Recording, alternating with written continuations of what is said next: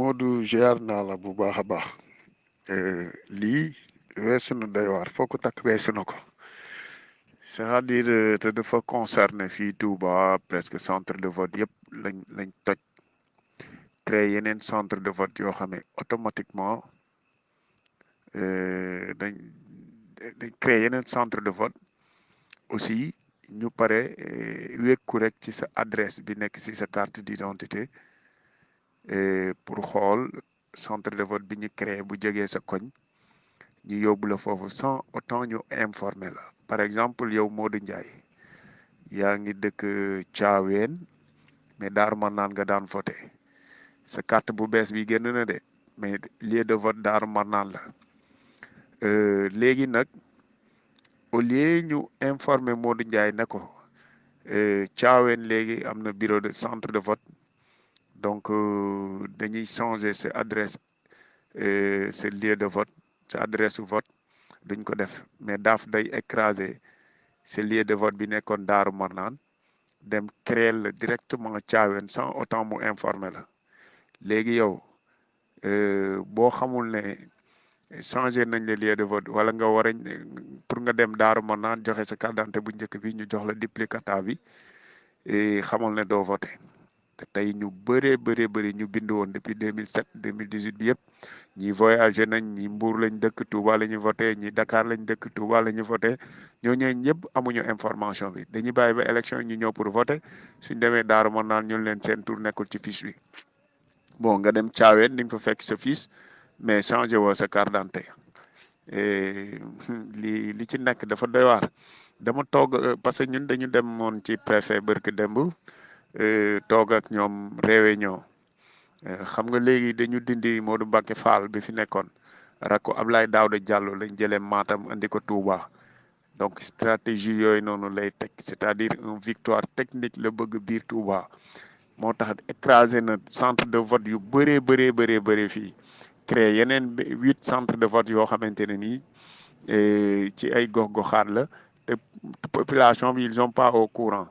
te ñooñu ñu ngi nekk ci nombre 65 000 électeurs yu nekk biir Touba yoo xam ne ñoom ñëpp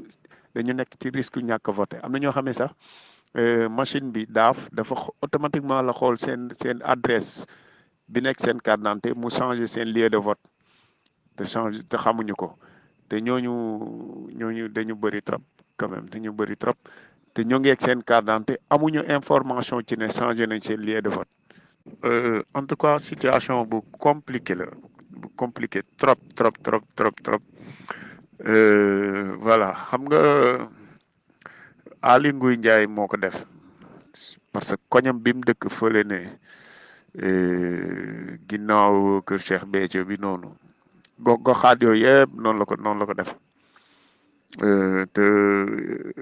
intelligemment la ko def parce que dafa dem dajale chef de village yi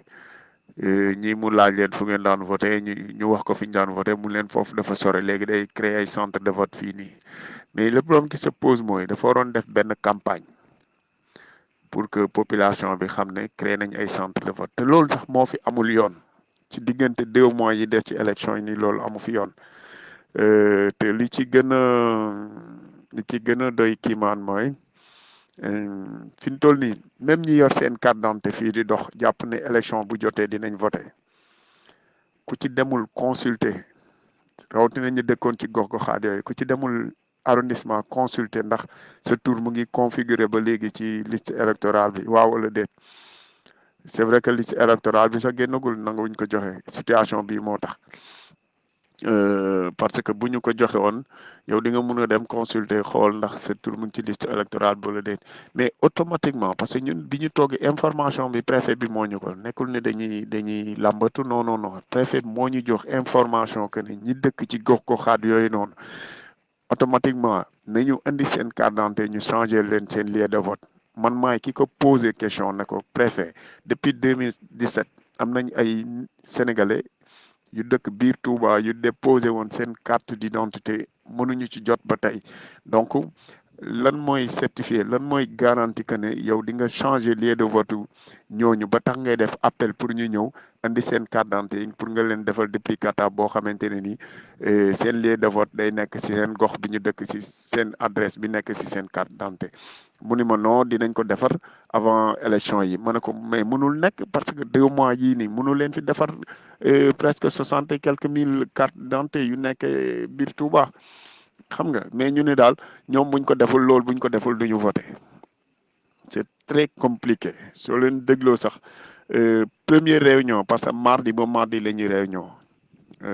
après demain am nañ beneen réunion première réunion bi ma jotee information bi ci saase dama woo As Babacar Gueye chargé des élections bu parti Rewmi et juste moom la ñu waroon invité RFM matin jour boobu noonu yéen a ngi dégg bu baax a baax information yi mu ko jàll joxoon moom bi mu xëyee relaté na ci sax ci émission bi mu amoon RFM mais situation bi dafa compliqué tellement techniquement Macky Sall ak Aly Ngouille Ndiaye ñoo ngi def lépp luñ mën pour que waa Touba majorité bi di ñu voté te li ci gën a graaw dañu créer yeneen électeurs yoo xam ne dëkkuñu Touba parce que nombre bi ñu wax ne ñoom ñoo war a voté Touba ak li nekkoon ci fiche électorale bi ci législative yi ëpp na je pense ay 35 000 et quelques personnes donc mu nekk situation bu compliqué en tout cas suñu réunion mardi bi moom boo moytuwul ay tojante bopp dina fi am.